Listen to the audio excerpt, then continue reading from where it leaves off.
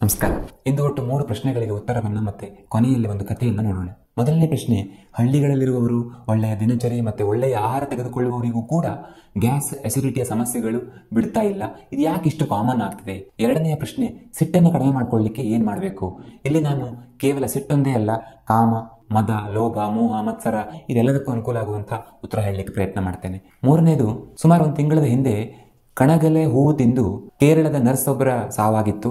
ಅದರ ಬಗ್ಗೆ ಹೇಳಿ ಅಂತ ಹೇಳಿದ್ದಾರೆ. ನಾನು ಅದಕ್ಕೆ ಉತ್ತರ ಹೇಳೋದ್ರ ಜೊತೆಗೆ ನಮ್ಮ ಸುತ್ತಮುತ್ತಲಿರುವಂತಹ ವಿಷಕಾರಿ ಗಿಡಗಳ ಸಂಕ್ಷಿಪ್ತ ಪರಿಚಯ ಮಾಡ್ಕೊಳ್ಳಿಕ್ಕೆ ಪ್ರಯತ್ನ ಮಾಡ್ತೇನೆ. ಮತ್ತೆ ಈ ಫಿಲ್ಮ್ ಆ್ಯಕ್ಟರ್ ದರ್ಶನ್ದ ಕೇಸ್ ಕೇಳಿದಾಗ ನನಗೆ ಡಾಕ್ಟರ್ ಗುರುರಾಜ್ ಕರ್ಜ್ಗಿ ಅವರ ಒಂದು ಕಥೆ ನೆನಪಾಯಿತು. ಅವರು ಹೇಳಿದ ಕಥೆಯನ್ನು ನಾನು ನಿಮಗೆ ಹೇಳ್ತೇನೆ. ಮೊದಲನೇ ಪ್ರಶ್ನೆ, ಬಹುತೇಕ ಎಲ್ಲರಿಗೂ ಈಗ ಗ್ಯಾಸ್ ಅಸಿಡಿಟಿ ಸಮಸ್ಯೆ ಯಾಕೆ ಹೀಗೆ ಅಂತ ನನಗೂ ಕೂಡ ಕೆಲವೊಮ್ಮೆ ಆಶ್ಚರ್ಯ ಆಗುತ್ತೆ. ಹಳ್ಳಿಗಳಲ್ಲಿರುವವರು, ಚೆನ್ನಾಗಿ ದುಡಿದು ಕೆಲಸ ಮಾಡುವಂಥವರು, ಅಂಥವರಿಗೂ ಕೂಡ ಈ ಸಮಸ್ಯೆ ಯಾಕೆ ಇಷ್ಟು ಕಾಡ್ತಾ ಇದೆ ಅಂತ. ಮೊದಲು ಅದಕ್ಕೆ ಸಾಮಾನ್ಯವಾಗಿ ಎಲ್ಲರೂ ಮಾಡುವ ತಪ್ಪುಗಳ ಕಾರಣಗಳನ್ನು ನೋಡೋಣ. ಮತ್ತು ಕ್ವಿಕ್ಕಾಗಿ ಒಂದು 2-3 ಹೋಮ್ ರೆಮಿಡೀಸ್ ಕೂಡ ನೋಡೋಣ. ಮೊದಲನೇದಾಗಿ ಮನಸ್ಸು. ನಾವೆಷ್ಟು ಹಳ್ಳಿಗಳಲ್ಲಿ ಒಳ್ಳೆಯ ಲೈಫ್ ಅಂತ ಹೇಳಿದರೂ ಕೂಡ ಬಹುತೇಕ ಯಾರ ಮನಸ್ಸು ಕೂಡ ಇವತ್ತು ತಿಳಿಯಾಗಿ, ಸಿಂಪಲ್ಲಾಗಿ, ಕೂಲಾಗಿ ಇರೋದಿಲ್ಲ. ಸಾಮಾನ್ಯವಾಗಿ ನಾವೆಲ್ಲ ಏನನ್ನಾದರೂ ಒಂದಿಷ್ಟು ಕಾಂಪ್ಲಿಕೇಶನ್ಸ್ ಮಾಡಿಕೊಂಡು ಮಾನಸಿಕವಾಗಿ ಕಷ್ಟಪಡ್ತಾನೆ ಇರ್ತೇವೆ. ಇದರಿಂದ ಏನಾಗುತ್ತೆ ಅಂತಂದರೆ, ಯಾವಾಗಲೂ ನಾನು ಪದೇ ಪದೇ ಹೇಳ್ತೇನಲ್ಲ, ಎಲ್ಲಿ ಬ್ರೈನ್ ಸರಿ ಇರಲ್ವೋ ಅಲ್ಲಿ ಕರಳು ಸರಿ ಇರಲ್ಲ, ಕರಳು ಸರಿ ಇಲ್ಲ ಅಂದರೆ ಬ್ರೈನ್ ಸರಿ ಇರಲ್ಲ ಅಂತ. ಹಾಗಾಗಿ ಮನಸ್ಸು ಕರಳಿನ ಮೇಲೆ ನೇರವಾಗಿ ತುಂಬ ದೊಡ್ಡ ಪ್ರಮಾಣದಲ್ಲಿ ಕೆಲಸ ಮಾಡುತ್ತೆ. ಹಾಗಾಗಿ ನಮ್ಮ ಮನಸ್ಸು ಕೂಲಾಗಿಲ್ಲ ಅಂತಾದರೆ ಹೊಟ್ಟೆ ಕೂಲಾಗಿರ್ಲಿಕ್ಕೆ ಸಾಧ್ಯ ಇಲ್ಲ. ಗ್ಯಾಸ್ ಅಸಿಡಿಟಿ ಸಮಸ್ಯೆಗಳು ಆಗೇ ಆಗ್ತವೆ. ಎರಡನೇದು, ದಿನಚರಿಯಲ್ಲಾಗುವ ಸಾಮಾನ್ಯವಾದ ತಪ್ಪುಗಳು. ಉದಾಹರಣೆಗೆ, ಹಸಿವೆ ಆದಾಗ ಊಟ ಮಾಡಲ್ಲ, ಹಸಿವೆ ಆಗಿ ಎಷ್ಟೋ ಹೊತ್ತು ನಂತರ ಊಟ ಮಾಡೋದು, ಅಥವಾ ರಾತ್ರಿ ಲೇಟಾಗಿ ಊಟ ಮಾಡೋದು, ಊಟ ಮಾಡುವಾಗ ಯಾವುದೋ ಸೀರಿಯಲನ್ನು, ನ್ಯೂಸನ್ನು ನೋಡ್ತಾ ಲಕ್ಷ್ಯ ಎಲ್ಲೋ ಇಟ್ಕೊಂಡು ಊಟ ಮಾಡೋದು, ಈ ಥರ ತಪ್ಪುಗಳಿಂದ ಆಗುತ್ತೆ. ಕೇವಲ ನಾವು ಹೋಟೆಲ್ ಊಟಗಳನ್ನು ಮಾಡೋದ್ರಿಂದ ಅಥವಾ ಬೇಕರಿಯಲ್ಲಿ ತಿನ್ನೋದ್ರಿಂದ ಮಾತ್ರ ಸಮಸ್ಯೆ ಉಂಟಾಗುತ್ತೆ ಅಂತ ಅಲ್ಲ, ಊಟ ಮಾಡುವ ರೀತಿಯಲ್ಲಿ ಆಗೋ ತಪ್ಪಿಂದ ಕೂಡ ತೊಂದರೆ ಉಂಟಾಗುತ್ತೆ. ಇನ್ನೊಂದು ಕಾರಣ ಔಷಧ, ಪೇನ್ ಕಿಲ್ಲರ್ಸ್, ಪದೇ ಪದೇ ತೆಗೆದುಕೊಳ್ಳುವಂಥ ಆ್ಯಂಟಿಬಯೋಟಿಕ್ಸ್, ಈ ಅಸಿಡಿಟಿ ಕಡಿಮೆ ಮಾಡುವಂಥ ಆ್ಯಂಟಾಸಿಡ್ಸ್, ಗ್ಯಾಸ್ಟ್ರಿಕ್ ಕಡಿಮೆ ಆಗಬೇಕು ಅಂತ ಮಾತ್ರೆ ನುಂಗ್ತಾರಲ್ಲ, ಈ ಥರದ ತಪ್ಪುಗಳಿಂದಾಗ ಆಗುತ್ತೆ. ಡಾಕ್ಟರ್ ಕೊಟ್ಟಾಗ ತೆಗೆದುಕೊಳ್ಳೇಬೇಕು. ಆದರೆ ಪದೇ ಪದೇ ನಾವಾಗಿ ಮಾತ್ರೆಗಳನ್ನು ನುಂಗ್ತಾ ಇರೋದಿದೆಯಲ್ಲ, ಅಥವಾ ಪದೇ ಪದೇ ಜ್ವರ ಬರುತ್ತೆ ಅಂತ ಹೋಗಿ ಆ್ಯಂಟಿಬಯೋಟಿಕ್ಸ್ ತೆಗೆದುಕೊಳ್ತಿರೋದಿದೆಯಲ್ಲ, ಅದು ತಪ್ಪು. ಪದೇ ಪದೇ ಯಾಕೆ ಜ್ವರ ಬರ್ತಾ ಇದೆ, ಪದೇ ಪದೇ ನನಗೆ ಯಾಕೆ ಅಸಿಡಿಟಿ ಆಗ್ತಾ ಇದೆ, ಅದನ್ನು ನೋಡಿಕೊಂಡು ಅದನ್ನು ಸರಿ ಮಾಡ್ಕೊಳ್ಬೇಕು. ಅಥವಾ ಆಯುರ್ವೇದ ಔಷಧ ಹೀಗೆ ತೆಗೆದುಕೊಂಡು ಇಮ್ಯುನಿಟಿಯನ್ನು ಹೆಚ್ಚು ಮಾಡಿಕೊಂಡು ಪ್ರಾಬ್ಲಮ್ ಸಾಲ್ವ್ ಮಾಡ್ಕೊಳ್ಳಿಕ್ಕೆ ಪ್ರಯತ್ನ ಮಾಡಬೇಕು. ಮತ್ತು ಇನ್ನೊಂದು ನಂಗೆ ಮುಖ್ಯ ಕಾರಣ ಅಂತ ಅನಿಸೋದು, ನಮ್ಮ ಫುಡ್ಡಲ್ಲಿ ಇರುವಂಥ ಕೆಮಿಕಲ್ಸ್. ಈಗ ನಾವೆಷ್ಟು ಒಳ್ಳೆಯ ಆಹಾರ ತೆಗೆದುಕೊಳ್ತೀವಿ ಅಂತಾದರೂ ಕೂಡ ನಮ್ಮ ಊಟದ ಮುಕ್ಕಾಲು ಭಾಗ ನಾವು ಅಂಗಡಿಯಿಂದ ತರಲೇಬೇಕಾಗತ್ತೆ, ಅನಿವಾರ್ಯ. ಜೀರಿಗೆಯಿಂದ ನಾವು ಬೆಳ್ಕೊಳ್ಳಿಕ್ಕಾಗತ್ತಾ, ಅಥವಾ ಕೊತ್ತಂಬರಿ ಬೀಜವನ್ನು ನಾವು ಬೆಳ್ಕೊಳ್ಳಿಕ್ಕಾಗತ್ತಾ? ಹೆಚ್ಚಂದರೆ ತರಕಾರಿಗಳನ್ನು ಬೆಳ್ಕೊಳ್ಬೋದು. ಹಾಗಾಗಿ ಎಷ್ಟು ಸಾಧ್ಯವೋ ಅಷ್ಟು ನಮ್ಮ ಕೈಲಷ್ಟು ನಾವು ಬೆಳ್ಕೊಳ್ಳೋದು ಸರಿ. ಅದಲ್ಲದೆ ಇರೋದನ್ನು ನಾವು ತರಲೇಬೇಕಾಗತ್ತಲ್ಲ, ಅದನ್ನು 100ಕ್ಕೆ 100ರಷ್ಟು ನಾವು ಅವಾಯ್ಡ್ ಮಾಡಲಿಕ್ಕಾಗಲ್ಲ. ಸೊ ತಂದಿರೋದನ್ನು ಸಾಧ್ಯ ಆದಷ್ಟು ತೊಳೆದು ಒಣಗಿಸಿಟ್ಕೊಳ್ಳಿಕ್ಕೆ ಪ್ರಯತ್ನ ಮಾಡಬೇಕು. ಆಗ ಅಟ್ಲೀಸ್ಟ್ ಅದರ ಮೇಲೆ ಇರುವಂಥ ಕೆಮಿಕಲ್ ಆದರೂ ತೊಳೆದು ಹೋಗುತ್ತೆ. ಇನ್ನು ಕ್ವಿಕ್ಕಾಗಿ ಒಂದಿಷ್ಟು ಸೊಲ್ಯೂಷನ್ಸ್ ನೋಡೋಣ. ಬಹುತೇಕ ಇದು ನಿಮಗೆ ಗೊತ್ತಿರುವಂಥದ್ದೇ. ಮೊದಲನೇದಾಗಿ ಕೊತ್ತಂಬರಿ ಬೀಜ, ಜೀರಿಗೆ, ಶುಂಠಿ, ನಿಮಗೆ ಉಷ್ಣ ಆಗಲ್ಲ ಅಂತಂದರೆ ಚೂರು ಕಾಳುಮೆಣಸು, ಇಂಥವುಗಳನ್ನು ಹಾಕಿ ನಿತ್ಯ ಸ್ವಲ್ಪ ಕಷಾಯ ಮಾಡಿ ಕುಡಿಬೇಕು. ಇದರಲ್ಲಿ ನಿಮಗೆ ಉಷ್ಣ ತುಂಬ ಆಗುತ್ತೆ ಅಂದರೆ ಬರೀ ಕೊತ್ತಂಬರಿ ಬೀಜ, ಜೀರಿಗೆ ಹಾಕ್ಕೊಂಡು ಕಷಾಯ ಮಾಡ್ಕೊಂಡು ಕುಡಿಬೋದು. ಈ ಥರ ಕಷಾಯ ಮಾಡಿ ಕುಡಿಯೋದ್ರಿಂದ ಗ್ಯಾಸ್ ಅಸಿಡಿಟಿ ಕಡಿಮೆ ಆಗಲಿಕ್ಕೆ ಹೆಲ್ಪ್ ಆಗುತ್ತೆ. ನಿಮಗನ್ಸ್ಬೋದು ನಾನು ಕುಡಿತೀನಲ್ಲ ಅಂತ. ಎಷ್ಟೋ ಬಾರಿ ನೀವು ಅದು ಯೂಸ್ ಮಾಡ್ತಿರುವ ಔಷಧಗಳ ಪ್ರಮಾಣ ತುಂಬ ಕಡಿಮೆ ಆಗಿ ಕೂಡ ಹೆಲ್ಪ್ ಆಗೋದಿಲ್ಲ. ಸ್ವಲ್ಪ ಹೆಚ್ಚಿನ ಪ್ರಮಾಣದಲ್ಲಿ ಅದನ್ನು ಬಳಕೆ ಮಾಡಬೇಕಾಗತ್ತೆ. ಇನ್ನು ಹೊಟ್ಟೆಯಲ್ಲಿ ತುಂಬ ಉರಿ, ಸಂಕಟ ಆಗುತ್ತೆ ಅನ್ನುವಂಥವರಿಗೆ ನಾನು ತುಂಬ ಸಾರಿ ಹೇಳಿಬಿಟ್ಟಿದ್ದೇನೆ, ಮತ್ತೆ ನಾನಿಲ್ಲಿ ಎಕ್ಸ್ಪ್ಲೇನ್ ಮಾಡ್ತಾ ಇರಲ್ಲ.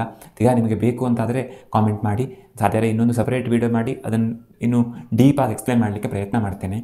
ಜ್ಯೇಷ್ಠ ಮಧುವಿನ ಕ್ಷೀರಪಾಕ, ಜ್ಯೇಷ್ಠ ಮಧು, ಹಾಲು, ನೀರು ಹಾಕಿ ಕುದಿಸಿ ಮಾಡುವಂಥದ್ದು. ಆ ಕ್ಷೀರಪಾಕವನ್ನು 1-1.5 ತಿಂಗಳು ನಿರಂತರವಾಗಿ ತೆಗೆದುಕೊಳ್ಳೋದ್ರಿಂದ ಹೊಟ್ಟೆಯಲ್ಲಿ ಉರಿ, ಸಂಕಟ ಕಡಿಮೆ ಆಗಲಿಕ್ಕೆ ಹೆಲ್ಪ್ ಆಗುತ್ತೆ. ಭಾಳಷ್ಟು ಜನರ ಫೀಡ್ಬ್ಯಾಕ್ ಕೂಡ ನನಗೆ ಇದೆ. ಅದನ್ನು ಮಾಡಿದ ನಂತರ ನನಗೆ ಶಾಶ್ವತವಾಗಿ ಪರಿಹಾರ ಆಯಿತು, ಎಷ್ಟು ವೈದ್ಯರು, ಎಷ್ಟು ಮೆಡಿಸಿನ್ಸಿಂದ ಕೂಡ ಕಡಿಮೆ ಆಗಿರಲಿಲ್ಲ ಅಂತ. ಇನ್ನು ಪಂಚಕರ್ಮ ಚಿಕಿತ್ಸೆಗಳು ಅದ್ಭುತವಾಗಿ ಕೆಲಸ ಮಾಡ್ತವೆ. ಸ್ವಲ್ಪ ಸಮಯ ಮಾಡಿಕೊಂಡು ತುಂಬ ಸಮಸ್ಯೆ ಆಗ್ತಿದ್ರೆ ಪಂಚಕರ್ಮ ಚಿಕಿತ್ಸೆಗಳನ್ನು ತೆಗೆದುಕೊಳ್ಳಬೇಕು. ಅದು ಸಾಧ್ಯವೇ ಇಲ್ಲ ಅಂತ ಆದರೆ ಅಪರೂಪಕ್ಕೊಮ್ಮೆ ಆದರೂ ಹರಳೆಣ್ಣೆ ಅಂಥದ್ದನ್ನು ಕುಡಿದು ಭೇದಿ ಮಾಡಿಕೊಳ್ಬೇಕು. ಇದರ ಬಗ್ಗೆ ಡೀಟೇಲ್ ಆಗಿ ನಾನೊಂದು ವಿಡಿಯೋದಲ್ಲಿ ಹೇಳಿದ್ದೇನೆ. ಅದರ ಲಿಂಕನ್ನು ಬೇಕಿದ್ದರೆ ಈ ವಿಡಿಯೋದ ಕೊನೆಯಲ್ಲಿ ಕೊಟ್ಟಿರ್ತೇನೆ, ಅದನ್ನು ಕ್ಲಿಕ್ ಮಾಡಿ ನೀವು ನೋಡ್ಕೊಳ್ಬಹುದು. ಇದು ಪಂಚಕರ್ಮಕ್ಕೆ ಬದಲಿಯಾಗಿ ಅಲ್ಲ, ಹೊಟ್ಟೆ ಶುದ್ಧ ಆಗಲಿಕ್ಕೆ ಹೆಲ್ಪ್ ಆಗುತ್ತೆ. ಆಗಾಗ ತೆಗೆದುಕೊಳ್ತಾ ಇರೋದ್ರಿಂದ ನಿಮಗೆ ಸಮಸ್ಯೆ ಗುಣ ಆಗುವ ಚಾನ್ಸಸ್ ಜಾಸ್ತಿ ಅಂತ. ಇನ್ನು ಎರಡನೇ ಪ್ರಶ್ನೆ, ಈ ಕಾಮ, ಕ್ರೋಧ, ಮದ, ಲೋಭ, ಮೋಹ, ಮತ್ಸರಗಳನ್ನು ದೂರ ಮಾಡಲಿಕ್ಕೆ ನಾವೇನು ಮಾಡಬೇಕು ಅಂತ. ಈ ಪ್ರಶ್ನೆಗೆ ಉತ್ತರ ಹೇಳಲಿಕ್ಕೆ ನನಗೆ ಅರ್ಹತೆ ಇದೆಯಲ್ಲೋ ಗೊತ್ತಿಲ್ಲ. ನನಗೆ ಗೊತ್ತಿರುವಷ್ಟು ನಾನು ನಿಮಗೆ ಹೇಳ್ತೇನೆ. ಬಹಳಷ್ಟು ಜನರಿಗೆ ಇದರಿಂದ ಉಪಯೋಗ ಆಗಿದೆ ಅನ್ನೋದು ನನ್ನ ಅನಿಸಿಕೆ. ಮೊದಲನೇದಾಗಿ ನಾವು ಆಬ್ಸರ್ವರ್ ಆಗಬೇಕು ಅಂತ. ಸಿಟ್ಟು ಬಂದಾಗ ನಾವು ಅದನ್ನು ಹತ್ತಿಕ್ಲಿಕ್ಕೆ ಪ್ರಯತ್ನ ಮಾಡಿದರೆ ಅದು ಒಂದಲ್ಲ ಒಂದು ರೀತಿಯಲ್ಲಿ ತೊಂದರೆ ಕೊಡುತ್ತೆ. ಒಂದೋ ದೈಹಿಕ ಕಾಯಿಲೆಯಾಗಿ ಪರಿವರ್ತನೆ ಆಗ್ಬೋದು, ಇಲ್ಲ ಮಾನಸಿಕ ಕಾಯಿಲೆ ಆಗ್ಬೋದು. ಹಾಗಾಗಿ ಅದನ್ನು ಹತ್ತಿಕ್ಕೋದಲ್ಲ. ಸಿಟ್ಟು ಬಂದಾಗ ನಾವು ಸಿಟ್ಟು ಮಾಡ್ಕೊಳ್ತೀವಲ್ಲ, ಆಗ ಸಾಮಾನ್ಯವಾಗಿ ನಾವು ಮಷಿನ್ ಥರ ಕೆಲಸ ಮಾಡ್ತಿರ್ತೇವೆ. ಅಂದರೆ ನಾವು ಪ್ರೆಸೆಂಟಲ್ಲಿ ಇರೋದಿಲ್ಲ, ಜಾಗೃತರಾಗಿರೋದಿಲ್ಲ, ಬೇಹೋಶಲ್ಲಿರ್ತೇವೆ ಅಂತ ಹೇಳ್ತೀವಲ್ಲ, ಹಾಗಿರ್ತೇವೆ. ಹಾಗಾಗಿ ನಾವು ಆಬ್ಸರ್ವರ್ ಆಗಿರಬೇಕು ಅಂತ. ಅದಕ್ಕೆ ಈ ಅಧ್ಯಾತ್ಮದಲ್ಲಿ ಬರುತ್ತೆ, ದೃಷ್ಟ ಅಂತ ಹೇಳ್ತಾರೆ. ಅಂದರೆ ನಾನು ನೋಡುವವನಾಗಬೇಕು ಅಂತ. ಅಂದರೆ ಆ ಸಿಟ್ಟು ಮಾಡಿಕೊಂಡು ಕೂಗಾಡೋದು, ಅಥವಾ ನಾವೇನೋ ಆ್ಯಕ್ಟ್ ಮಾಡೋದು, ಅಥವಾ ನಾವು ಈ ಕಾಮ, ಮೋಹ, ಮದ, ಲೋಭದಲ್ಲಿ ಇರ್ತೀವಲ್ಲ, ಆಗ ನಮ್ಮನ್ನು ನಾವು ಈ ವಿಡಿಯೋದಲ್ಲಿ ನೋಡ್ತೀವಲ್ಲ, ಆ ಥರ ನೋಡಬೇಕು ಅಂತ. ಯಾರೋ ಸಿಟ್ಟು ಮಾಡ್ಕೊಂಡು ಕೂಗಾಡೋದನ್ನು ನಾವು ಹೇಗೆ ವಿಡಿಯೋದಲ್ಲಿ ನೋಡ್ಲಿಕ್ಕೆ ಸಾಧ್ಯವೋ ಹಾಗೆ ನಾವು ಮಾಡ್ತಿರೋ ಆ್ಯಕ್ಟನ್ನು ನಾವು ನೋಡಲಿಕ್ಕೆ ಪ್ರಯತ್ನ ಮಾಡಬೇಕು ಅಂತ. ಸಿಟ್ಟು ಖಂಡಿತ ಮಾಡ್ಕೊಳ್ಳೋಣ, ಆದರೆ ಅದನ್ನು ಅಬ್ಸರ್ವ್ ನಾವೇ ಮಾಡೋಣ. ಆದರೆ ಆ ಥರ ಮಾಡ್ತಾ ನಮಗೆ ಆಮೇಲೆ ಅಷ್ಟು ಜೋರಾಗಿ ಸಿಟ್ಟು ಮಾಡ್ಕೊಳ್ಳೋದಾಗಲಿ ಅಥವಾ ಈ ಅರಿಷಡ್ವರ್ಗಗಳನ್ನು ಮಾಡೋದಾಗಲಿ ಸಾಧ್ಯ ಆಗೋದಿಲ್ಲ. ನಿಧಾನವಾಗಿ ನಮ್ಮ ಮೋಹ, ಮದ, ಮಾತ್ಸರ್ಯ ಕಡಿಮೆ ಆಗ್ತಾ ಹೋಗುತ್ತೆ. ಹಾಗಾಗಿ ನಾವು ಅಬ್ಸರ್ವರ್ ಆಗಬೇಕು, ದೃಷ್ಟ ಶ್ರೋತೃ ನಾವು ಆಗಬೇಕು ಅಂತ. ಇನ್ನು ಎರಡನೇದು, ನನಗೆ ತುಂಬ ಜನ ಪೇಷಂಟ್ಸ್ ನಾನು ಕೊಟ್ಟು ಹೆಂಗೆ ಎಕ್ಸ್ಪೀರಿಯನ್ಸ್ ಆಗಿರೋದು, ಕೆಲವು ಬ್ರೈನ್ ಟಾನಿಕ್ಸ್, ಅದು ಉದಾಹರಣೆಗೆ ಮಾನಸ ಮಿತ್ರ ಬಟಿ ಇರ್ಬೋದು, ಅಥವಾ ಕುಷ್ಮಾಂಡ ರಸಾಯನ ಅಂತ ಇರ್ಬೋದು, ಬ್ರಹ್ಮ ರಸಾಯನ ಇರ್ಬೋದು. ಈ ಥರ ಮೆದುಳಿಗೆ ಅನುಕೂಲ ಮಾಡಿಕೊಡುವಂಥ, ಮೆದುಳಿಗೆ ಶಕ್ತಿಯನ್ನು ಮಾಡುವಂಥ, ಜೊತೆಗೆ ದೇಹಕ್ಕೂ ಶಕ್ತಿಯನ್ನು ಕೊಡುವಂಥ, ಸ್ವಲ್ಪ ಲಾಂಗ್ ಟರ್ಮ್ ತೆಗೆದುಕೊಳ್ಳಲಿಕ್ಕೆ ಯೋಗ್ಯವಾಗಿರುವಂಥ, ಸೇಫ್ ಆಗಿರುವಂಥ ಆಯುರ್ವೇದ ಔಷಧಗಳನ್ನು ತೆಗೆದುಕೊಳ್ಳೋದ್ರಿಂದ ಅವರ ದೈಹಿಕ ಮಾನಸಿಕ ಶಕ್ತಿ ಹೆಚ್ಚಾಗಿ ಸಿಟ್ಟು ಅಥವಾ ಇಂಥದ್ದೆಲ್ಲ ಕಡಿಮೆ ಆಗುತ್ತೆ. ಎಷ್ಟೋ ಜನರಿಗೆ ಅವರ ಶಕ್ತಿಯ ಕೊರತೆಯಿಂದಾಗಿ, ಫ್ರಸ್ಟ್ರೇಷನ್ನಿಂದಾಗಿ ಚಿಕ್ಕದಕ್ಕೂ ಕಿರಿಕಿರಿ ಇದು ಆಗುತ್ತೆ. ಈಗ ನಮಗೆ ಮಂಡಿ ನೋವು, ಮೈಕೈ ನೋವು, ಸುಸ್ತು ಇದೆಲ್ಲ ದೇಹದ ವೀಕ್ನೆಸ್ಸಿಂದ ಅಲ್ವಾ. ಹಾಗೆ ಭಾಳಷ್ಟು ಬಾರಿ ಈ ಸಿಟ್ಟು ಅಥವಾ ಈ ಅರಿಷಡ್ವರ್ಗಗಳು ಮನಸ್ಸಿನ ವೀಕ್ನೆಸ್ಸಿಂದ ಕೂಡ ಬರ್ತವೆ. ಅಂದರೆ ಮನಸ್ಸು ವೀಕ್ ಆದಾಗ ಅವುಗಳ ಶಕ್ತಿ ಹೆಚ್ಚಾಗುತ್ತೆ, ಮನಸ್ಸಿನ ಹತ್ತಿರ ಅವುಗಳನ್ನು ಶಾಂತ ಮಾಡಲಿಕ್ಕೆ ಆಗೋದಿಲ್ಲ. ಹಾಗಾಗಿ ಆ ಥರ ಬ್ರೈನ್ ಟಾನಿಕ್ಸ್ ಅಥವಾ ಮನಸ್ಸನ್ನು ಶಕ್ತಿಯುತವಾಗಿ ಇಡುವಂಥ ಔಷಧಗಳನ್ನು ತೆಗೆದುಕೊಳ್ಬೋದು. ಮತ್ತು ನಮ್ಮ ಮನಸ್ಸಿಗೆ ಒಂದು ಸ್ವಲ್ಪ ರಿಲ್ಯಾಕ್ಸೇಷನ್ ಬೇಕು. ಅದು ಹೇಗೆ ಸಿಗುತ್ತೆ ಅಂತಂದರೆ, ನಾವು ವ್ಯಾಯಾಮ ಮಾಡೋದ್ರಿಂದ, ಅಭ್ಯಂಗ ಮಾಡೋದ್ರಿಂದ, ಈ ಕೆಲವು ಪ್ರಾಣಾಯಾಮಗಳನ್ನು ಮಾಡೋದ್ರಿಂದ, ಶವಾಸನದಂಥದ್ದನ್ನು ಹಾಕೋದ್ರಿಂದ, ಮ್ಯೂಸಿಕ್ ಕೇಳೋದ್ರಿಂದ, ಇಂಥವುಗಳಿಂದಾಗಿ ಮನಸ್ಸು ರಿಲ್ಯಾಕ್ಸ್ ಆಗುತ್ತೆ, ಇಡೀ ದಿನ ಫ್ರೆಶ್ ಆಗಿರಲಿಕ್ಕೆ ಸಾಧ್ಯ ಆಗುತ್ತೆ. ಮೂರನೇದು, ಸುಮಾರು ಒಂದು ತಿಂಗಳ ಹಿಂದೆ ಕೇರಳದ ನರ್ಸ್ ಒಬ್ಬರು ಕಣಗಿಲೆ ಹೂ ತಿಂದು ಅವರ ಸಾವಾಗಿತ್ತು ಅಂತ ಎಲ್ಲ ಕಡೆ ನ್ಯೂಸ್ ಬಂದಿತ್ತು. ಆಗ ನನಗನ್ಸಿತ್ತು, ದೇವರು ಬಹುಶಃ ಯಾವ್ಯಾವ ರೀತಿಯಲ್ಲಿ ಕರ್ಕೊಂಡು ಹೋಗಬೇಕು ಅಂತ ಪ್ಲ್ಯಾನ್ ಮಾಡ್ತಾನೋ ಅನ್ನೋದು ಅರ್ಥ ಆಗಲ್ಲ ಅಂತ. ಯಾಕೆ ಅಂದರೆ, ಒಂದು ವಿಷಯ ನಾವು ನೆನ್ಪಿಟ್ಕೊಳ್ಬೇಕಾಗಿರೋದು, ಈ ನ್ಯಾಚುರಲ್ ಆಗಿ ಇರುವಂಥ ಯಾವ ವಿಷಯ ವಸ್ತುವು ತಿನ್ನಲಿಕ್ಕೆ ಇಷ್ಟ ಆಗೋ ಥರ ಇರಲಿಕ್ಕೆ ಸಾಧ್ಯವೇ ಇಲ್ಲ. ನ್ಯಾಚುರಲ್ ಆಗಿ ಸಿಗುವಂಥದ್ದು ಯಾವ ಹಣ್ಣು, ಯಾವ ಹೂವು, ಯಾವ ಎಲೆಯೂ ಕೂಡ ತಿನ್ನಲಿಕ್ಕೆ, ರುಚಿಯಾಗಿರಲಿಕ್ಕೆ ಅಥವಾ ಸಿಹಿ ಪ್ರಧಾನವಾದಂಥ ಗುಣವನ್ನು ಹೊಂದಿರಲಿಕ್ಕೆ ಸಾಧ್ಯ ಇಲ್ಲ. ತಿನ್ನಲಿಕ್ಕೆ ತುಂಬ ಕಷ್ಟ ಆಗುವಂಥ ಕಹಿಯಾಗಿರಬೇಕು, ಅಥವಾ ತುಂಬ ಒಗರು ಕೂಡ್ಕೊಂಡಿರಬೇಕು, ಬಾಯಿ ಒಳಗಡೆ ಹಾಕಿ ಜಗಲಿಕ್ಕೆ ಸ್ಟಾರ್ಟ್ ಮಾಡಿದರೆ ಉಗಿದೇ ಬಿಡಬೇಕು ಅನ್ನುವಂಥ ಆ ಗುಣವನ್ನು ಅದು ಹೊಂದಿರಬೇಕು. ಆದರೂ ಆ ವ್ಯಕ್ತಿ ಯಾಕೆ ಅದನ್ನು ತಿಂದಿದ್ದು ಅಂತಂದರೆ, ಆಮೇಲೆ ನೋಡಿದರೆ ಮೊಬೈಲಲ್ಲಿ ಮಾತಾಡ್ತಾ ಏನೋ ಒಂದು ಎಲೆ ಹೂವು ಸಿಕ್ತು, ಬಾಯಲ್ಲಿ ಹಾಕಿ ಜಗಿದು ಆ ರಸವನ್ನು ನುಂಗಿದಾಳೆ. ಇಲ್ಲಿ ಇನ್ನೊಂದು ವಿಷಯ ನಾವು ನೆನ್ಪಿಟ್ಕೊಳ್ಬೇಕಾಗಿರೋದೇನು ಅಂತಂದರೆ, ಹೇಗೆ ನ್ಯಾಚುರಲ್ ಆಗಿರುವಂಥ ದೇವರು ಕೊಟ್ಟಿರುವಂಥ ವಸ್ತುಗಳು ತಿನ್ನಲಿಕ್ಕೆ ಸಾಧ್ಯನೇ ಇಲ್ಲ ಅನ್ನೋಷ್ಟು ಕೆಟ್ಟದಾಗಿರ್ತಾವೋ, ವಿಷವಾಗಿರುವಂಥವು, ಅದೇ ಥರ ಈ ಆರ್ಟಿಫಿಷಿಯಲ್ ವಸ್ತುಗಳು ವಿಷವಾಗಿರುವಂಥವು ತಿನ್ನಲಿಕ್ಕೆ ತುಂಬ ರುಚಿಯಾಗಿರ್ತವೆ. ಹಾಗಾಗಿ ಇದೆರಡರ ಬಗ್ಗೆ ನಾವು ಗಮನ ಇಟ್ಕೊಳ್ಬೇಕು. ನಾವು ಹೊರಗಡೆ ತಿನ್ನುವಂಥ ಐಟಮ್ಸ್ ಅಥವಾ ನಾವು ಬಾಯಿ ರುಚಿಗೆ ಅಂತ ತಿಂತೇವಲ್ಲ, ಅವೆಲ್ಲ ಈ ಮ್ಯಾನ್ ಮೇಡ್ ಆರ್ಟಿಫಿಷಿಯಲ್ ಐಟಮ್ಸ್ ವಿಷಕಾರಿಯಾಗಿದ್ದರೆ ನಮಗೆ ಪ್ರಕೃತಿ ಕೊಟ್ಟಿರುವಂಥದ್ದು ವಿಷಕಾರಿ ಆಗಿರೋದಿಲ್ಲ. ಸಿಹಿಯಾಗಿರೋದು ಬಹುತೇಕವಾಗಿ ಒಳ್ಳೆಯದಾಗಿರ್ತವೆ. ಮತ್ತು ಬಹಳಷ್ಟು ಜನ ಏನು ತಪ್ಪು ಮಾಡ್ತಾರೆ ಅಂತಂದರೆ, ಕಂಡ ಎಲೆಗಳನ್ನು ತಿನ್ನೋದು. ಸೊಪ್ಪುಗಳೆಲ್ಲ ಒಳ್ಳೆಯದು ಅನ್ನೋ ಅರ್ಥದಲ್ಲೋ ಏನೋ, ಆ ಥರ ಮಾಡಬಾರ್ದು. ಆ ಥರ ಎಲೆಗಳನ್ನು ತಿನ್ನುವಾಗ ಅಥವಾ ಏನೋ ಒಂದು ಸಸ್ಯವನ್ನು ಬಳಕೆ ಮಾಡುವಾಗ ಅದರ ಬಗ್ಗೆ ನಮಗೆ ಸ್ವಲ್ಪ ಕಾಳಜಿ ಇರಬೇಕು. ನಾನೀಗ ಫೋಟೋ ಸಮೇತ ನಿಮಗೆ ಕೆಲವು ಗಿಡಗಳ ಹೆಸರು ಹೇಳ್ತಾ ಹೋಗ್ತೇನೆ, ಅದನ್ನು ಸ್ವಲ್ಪ ಗಮನಿಸ್ಕೊಳ್ಳಿ. ದಯವಿಟ್ಟು ಅದನ್ನು ಬಳಕೆ ಮಾಡಬೇಡಿ. ಹಾಗಂತ ಅವುಗಳು ತುಂಬ ಒಳ್ಳೆಯ ಔಷಧಿಗಳು. ಈ ವಿಷಕಾರಿಯಾಗಿರುವಂತಹ ಎಲ್ಲವೂ ಅದ್ಭುತ ಔಷಧಿ ಆಗಿರ್ತವೆ. ಆದರೆ ಅದನ್ನು ಬಳಕೆ ಮಾಡಲಿಕ್ಕೆ ಗೊತ್ತಿರಬೇಕು, ಎಷ್ಟು ಬಳಕೆ ಮಾಡಬೇಕು, ಹೇಗೆ ಅದನ್ನು ಶುದ್ಧ ಮಾಡ್ಕೊಳ್ಬೇಕು, ಇದೆಲ್ಲರ ಬಗ್ಗೆ ತಿಳುವಳಿಕೆ ಇರಬೇಕು. ಈಗ ಮೊದಲನೇದಾಗಿ ನಿಮಗೆ ಫೋಟೋ ಕಾಣ್ತಾ ಇರೋದು ದತ್ತೂರ ಗಿಡದ್ದು. ಇದು ಕೂಡ ತುಂಬ ಒಳ್ಳೆಯ ಔಷಧಿ. ಆದರೆ ಇದರ ಎಲೆ ಅಥವಾ ಇದರ ಬೀಜವನ್ನು ಏನಾದರೂ ನಾವು ಸೇವನೆ ಮಾಡಿದರೆ ನಮಗೆ ತುಂಬ ಕಷ್ಟ ಆಗುತ್ತೆ. ಕಣಗಿಲೆ ಹೂವು, ಕರವೀರದ ಹೂವು, ಎಲೆ, ಅದರ ಮೇಣ ಎಲ್ಲವೂ ವಿಷವೇ. ಎಕ್ಕೆ ಗಿಡ ಕೂಡ ತುಂಬ ವಿಷಕಾರಿ, ಅದರ ಹಾಲು ಕೂಡ ವಿಷಕಾರಿ. ಗುಲಗಂಜಿ ಬೀಜ ಇದು ತುಂಬ ವಿಷಕಾರಿ. ಹಾಗಾಗಿ ನಿಮಗೆ ಒಟ್ಟು ಏನೋ ಒಂದು ಬೀಜ ಕಾಣ್ತಾ ಇದೆ, ತುಂಬ ಆಕರ್ಷಕವಾಗಿದೆ ಅಂತ ದಯವಿಟ್ಟು ಬಾಯಲ್ಲಿ ಹಾಕಿ ಅದನ್ನು ಸೇವನೆ ಮಾಡಬಾರ್ದು. ಯಾಕೆಂದರೆ 3-4 ಬೀಜ ಸಾಕಾಗುತ್ತೆ ನಮಗೆ ತೊಂದರೆ ಕೊಡಲಿಕ್ಕೆ. ಇದು ಕಾಸರಕ ಅಂತ ಈ ಮಲೆನಾಡಿ ಕರಾವಳಿಲೆಲ್ಲ ಇದು ಚೆನ್ನಾಗಿ ಬೆಳ್ಕೊಳ್ಳುತ್ತೆ ಮರ.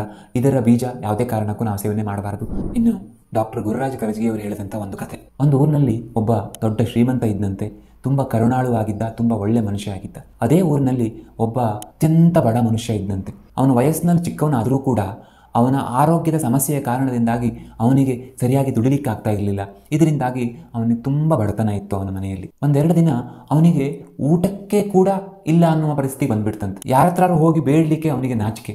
ಆದರೆ ಹೊಟ್ಟೆಗಿಲ್ಲದಿರೋ ಪರಿಸ್ಥಿತಿ ಇದೆಯಲ್ಲ, ಆ ಪರಿಸ್ಥಿತಿಯಲ್ಲಿ ಅನಿವಾರ್ಯವಾಗಿ ಅವನು ಆ ಶ್ರೀಮಂತನ ಮನೆಗೆ ಹೋಗಿ ಅವನ ಹತ್ರ ಕೇಳ್ತಾನಂತೆ, ನನಗೆ ಊಟ ಕೊಡು, ನನಗೆ ಹೊಟ್ಟೆಗೆ ಏನೂ ಇಲ್ದಿದ್ದಂಗೆ ಆಗಿದೆ, 2 ದಿನ ಆಯಿತು ಅಂತ ತುಂಬ ದುಃಖದಿಂದ ತಲೆ ತೆಗೆಸ್ಕೊಂಡು ಕೇಳಿದಂತೆ. ಯಾಕೆಂದರೆ ಈ ಥರ ಕೇಳೋದಿದೆಯಲ್ಲ ಅದು ತುಂಬ ಯಾತನದಾಯಕ ಆಗಿರುತ್ತೆ.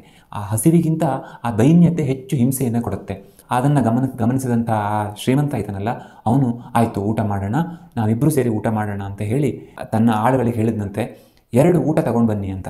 ಬಾ ಕೈ ತೊಳೆಯೋಣ ಅಂತ ಹೇಳಿ ಹೋಗಿ ಒಂದು ಮೂಲೆಯಲ್ಲಿ ಅಲ್ಲಿ ನಲ್ಲಿ ಕೂಡ ಇಲ್ಲ, ನೀರು ಬರ್ತಿಲ್ಲ ಅಂಥ ಜಾಗದಲ್ಲಿ ಕೈ ತೊಳೆದ ಹಾಗೆ ಮಾಡಿದಂತೆ. ಕೈ ತೊಳಿ ಅಂತ ಅವನಿಗೆ ಒತ್ತಾಯ ಮಾಡಿದಂತೆ. ಇವನು ಆ ಬಡವ ಹೋಗಿ ಕೈ ತೊಳೆಯೋ ಥರ ನಾಟಕ ಮಾಡ್ದ. ಇವನು ಮಾಡಿದ ಹಾಗೆ ಏನು ಮಾಡೋದು ಅಂತ ಅರ್ಥ ಆಗಲಿಲ್ಲ. ಬಾ ಅಂತ ಊಟದ ಟೇಬಲ್ ಮೇಲೆ ತಂದು ಅವನನ್ನು ಕುಳ್ಳಿಸ್ಕೊಂಡು, ಈಗ ಊಟ ಮಾಡೋಣ, ನೋಡು ಎಂಥ ಅದ್ಭುತವಾದಂಥ ಅನ್ನ ಸಾಂಬಾರು ಎಷ್ಟು ಚೆನ್ನಾಗಿ ಮಾಡಿದ್ದಾರೆ, ಎಷ್ಟು ಘಮ ಇದೆ, 2-3 ರೀತಿಯ ಈ ಸಿಹಿ ಖಾದ್ಯಗಳನ್ನು ಮಾಡಿದ್ದಾರೆ, ಎಷ್ಟು ಚೆನ್ನಾಗಿದೆ ಊಟ ಅಂತ ಹೊಗಳ್ತಿದ್ದಾನೆ. ಆದರೆ ಆ ಹಸಿದವನು ನೋಡ್ತಿದ್ದಾನೆ, ಟೇಬಲ್ ಮೇಲೆ ಏನೂ ಇಲ್ಲ, ಪ್ಲೇಟ್ ಕೂಡ ಇಲ್ಲ, ಹೊಗಳ್ತಿದ್ದಾನೆ. ಇವನು ಶ್ರೀಮಂತ ಊಟ ಮಾಡಿದ ಹಾಗೆ ನಾಟಕ ಮಾಡಲಿಕ್ಕೆ ಸ್ಟಾರ್ಟ್ ಮಾಡಿದಂತೆ. ಇವನಿಗೆ ಮನಸ್ಸಿನಲ್ಲೇ, ನನಗೀಗ ಇಷ್ಟು ಹಸಿವೆ ಆಗಿದೆ, ತಡ್ಕೊಳ್ಳಿಕ್ಕಾಗ್ತಾ ಇಲ್ಲ, ನನ್ನ ಜೊತೆಗೆ ಇವನು ಇಷ್ಟು ಕೆಟ್ಟದಾಗಿ ಬಿಹೇವ್ ಮಾಡ್ತಿದ್ದಾನ ಅಂತ.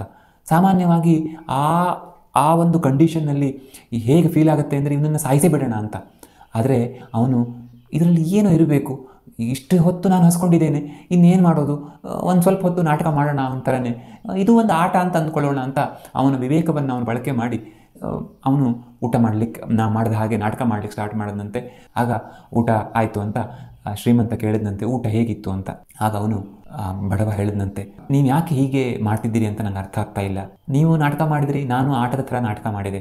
ಆದರೆ ತುಂಬ ಹಸಿದವನಿಗೆ ಇದನ್ನು ತಡ್ಕೊಳ್ಳೋದು ತುಂಬ ಕಷ್ಟ ಆಗುತ್ತೆ. ಯಾಕೆಂದರೆ ಈ ಕಂಡೀಷನ್ನಲ್ಲಿ ನಿಮಗೆ ಹೊಟ್ಟೆ ತುಂಬಿರುವಾಗ ತಮಾಷೆ ಮಾಡೋದಕ್ಕೆ ಸಾಧ್ಯ ಆಗ್ಬೋದು. ಆದರೆ ಕ್ಷುಧಾತುರಾಣಾಂ ನ ಸುಖಂ ನ ನಿದ್ರಾ ಅಂತ ಹೇಳ್ತಾರೆ. ಯಾರಿಗೆ ತುಂಬ ಹಸಿವೆ ಆಗಿದೆಯೋ ಅವನಿಗೆ ಸುಖವೂ ಇಲ್ಲ, ನಿದ್ದೆಯೂ ಇಲ್ಲ ಅಂತ. ಆ ಥರ ನನಗೆ ಇದು ಖುಷಿ ಕೊಡಲಿಕ್ಕೆ ಸಾಧ್ಯ ಇಲ್ಲ.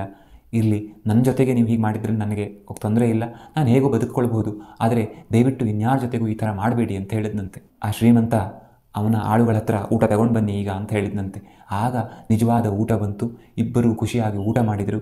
ಊಟ ಮಾಡಿದ ನಂತರ ಹೇಳಿದಂತೆ, ನಾನು ಕೇವಲ ಪರೀಕ್ಷೆ ಮಾಡಲಿಕ್ಕೆ ಹೀಗೆ ಮಾಡಿದೆ.